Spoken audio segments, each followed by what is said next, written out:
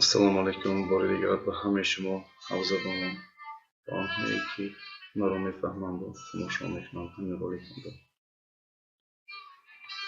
аввало ба ҳамаи шумо заргаи Аллоҳ тамоми сиҳату ва хотири ҷаноб таманно мекунам.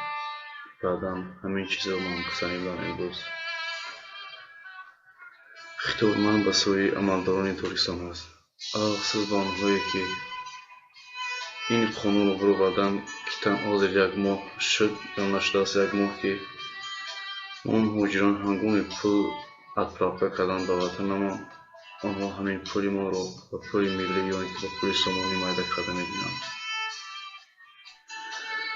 аллоҳе ки ман қасам ёд мекунам дар ин муҳоҷирати дар ин мусофирӣ 60-90% мардуми мо дости беҳад бо азобҳои бисёр бо рӯи сиёҳ ин пулро даст мекунанд.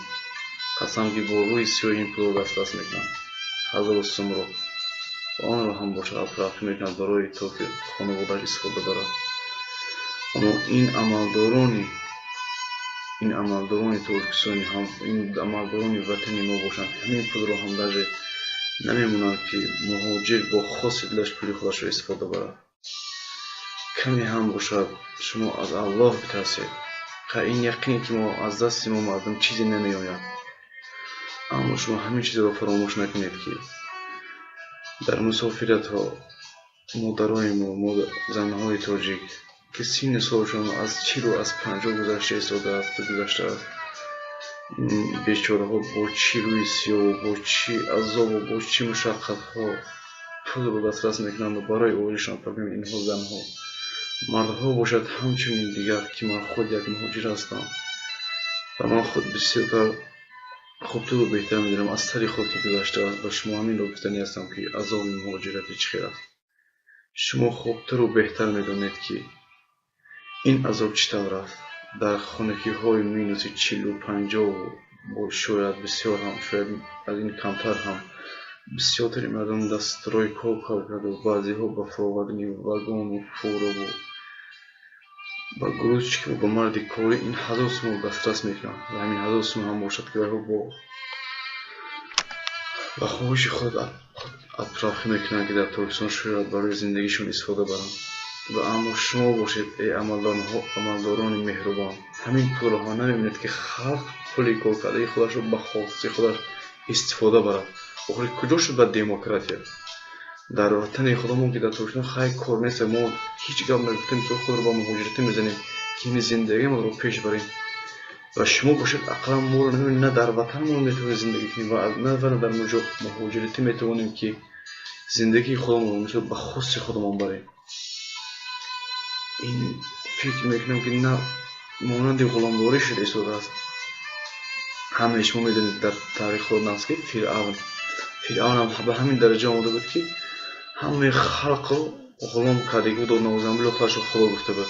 ва ҳазрати мусо чандин бор вай огаҳ карданд мисол ки ҳамин кори ту хатост, аммо вай нафаҳмид, аммо якравияшро кардан гирифт. баъд Аллоҳ малахҳоро фиристонду мору гаҷдумро ба табиат мисол вайро нишон дод, ҳеҷ он нагаварид ва дар охир Аллоҳ нобудаш кард.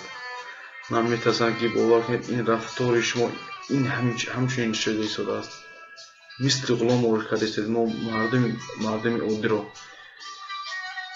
муҳоҷирати баромада мисол пули худамонро кор мекунем, мо наметавонем пули худамонро ба хоси худашон кай ки хоҳем майда кунем, кай ки хоҳем мисол истифода барем. пули кор мекардаги моро мисол 1000 генагет барои шумо ин як фоизи муайян плюс аст, барои шумо ин як фоида аст. агар ҳамин фоида намешед валлоҳи шумо ҳамин қонун намебурвардед. хайр майлаш мана як моҳ мешавад қариб ки шумо ҳамин қонунро бурвардед. оё баъди ҳамин қонун дар мағозаҳо дар бозорҳо ягон изменение ягон навигари шумо дохил кардед, ягон чи арзон шудааст ақаллан 1 дирам? на барод ҳама чи қима шуда сода бо на барод. барои ки фоида набошад ҳамин кори карда ҳамин қонун бурвардаи шумо барои кисаи шумо ин фоида аст. аммо бошад ин мардум рӯз ба рӯз ба ҷое ки мисол дар дигар давлатҳо мисол рӯз ба рӯз иншоаллоҳ як пешравӣ ҳасту мардум зиндагишон каме ҳам бошад хубтару беҳтар шуда истодааст. خود در تورستان ما در وطن ما مثال نابرابر شده است. روز به روز مثال شما قانون‌ها رو گوارده مثال همین دولت زندگیش همین مردم خلق اردن مثال زندگیش قین کرده ساله. همین من دیگه تیم‌ها رو گام نمیزنم. به هر تیم‌ها بسیار است مثال. همین تیمی مثال هم اودیو ابیش مثال یک ماه نشسته می قانونش مبارزه مهاجر پول کار میکنه 10 بار میگه گفتم تکرار هم شد. پولش رو مثال روی میکنه برای خانواده‌اش که خانواده‌اش مثال یگون چیزی مثال درمانده نشد. شما همین پول گرفته مثال 1% معینش رو با خودتون نگه می‌دارید مثال توجیه کرده میکنید. همینطور توجیه کردیم مثلا پول مثال خوش‌شوتر مثال با قطار مثال معده کردید خبر نبرو مثال ما خواستم میشیم و دوگو میشیم. نه این خیلی نوخه این پول ما برای یک سیاهی به یک روی سیاهی به یک نامعقول هم مثال این پول ما دسترس میکنیم و شما باشید همین پول ما رو مثال پول ما مهاجران رو مثال خورده احساس دید. این در جا دیگه با کار میبرد. این معلوم است که مثال خلق گام نمیدن برای اینکه ما خلق مثال میترسد کی مثال از جان اسیر است. نو نازم ما همین چیز باش ما کنیم مثال من یک جوانم مثال من یک مردی کنم مثال این مثال برام مثال از شبکه شما مثال خطاگی شما گفته ایستادم شاید بعد همین رولی مثال در اخبارها من مثال تروریست گفته مثال نشان داد برای من بکنید دین است الله خدای میدونه که من والله که از درد این ملت والله که من گریسته است من میگیرم برای این ملت و خلق والله که من دلم میسوزد. برای اینکه من خود در اینجا مسافر هستم من خود میدونم که چی عذاب و چی رنج و چی مشقت دارد این مسافرها. بله شاید نه همش من باور دارم که برشینسو از 90-60% این خلق با یک عذاب و مشقت این هزار سوم دسترس میکنه.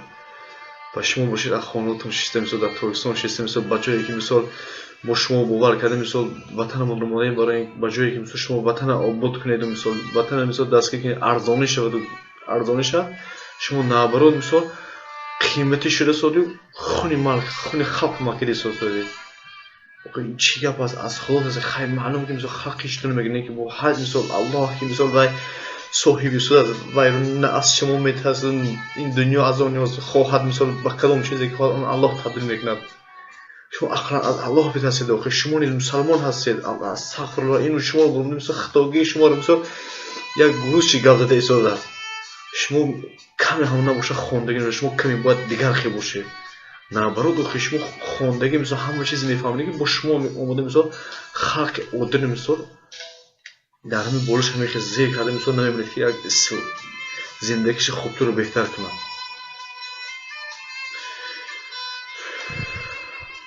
کمی هم باشد بار دیگر میگم از خدا بترسید ای عملداران خلق توحید. نخود از همه همین خلق از همه همین نخود که دولت به اوگاه نباشد. این دولت عملدار کارگران دولت اینها آنهایی هستند که مثال یک وطنی ما رو مثال احاطه کرده که وطنی ما مثال در دست آنها امان است. امانت شما بر این امانت الله دادید این امانت الله هست که بر شما داده است. برای این امانت شما به حد خیانت کرده ایستاده. شما خوبتر میدونید که آدم خیانتچی اصلا یکش دو نمیشود. شاید در این زندگی برای او خوب باشد والله که از آن دنیا در آخرت الله آن رو هر یک نفس و هر یک قدم و هر یک روزش رو انشالله که بی‌سنجش نمیموند از اون پرسیده میشود. بعد از همه این خیانت شما در آن دنیا با چه حال احوال باشید. حال هم سری وقت هست. این قدر در بالای مظلوم خلق مظلوم ما مظلوم هستیم ما بیچاره هستیم در بالای ما اقدار باشد زور و فشار نوارید و به هر راه که باشد ما رو ناراحت نکنید و ما رو غم ندهید. والله که همه این غم هست والله که همه این غم در باره ما مردم مهاجر ما مردمان عادی هستیم.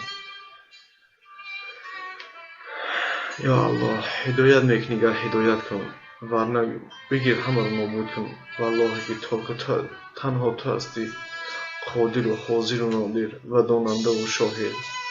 السلام علیکم و رحمت الله و برکاته. الله حافظ.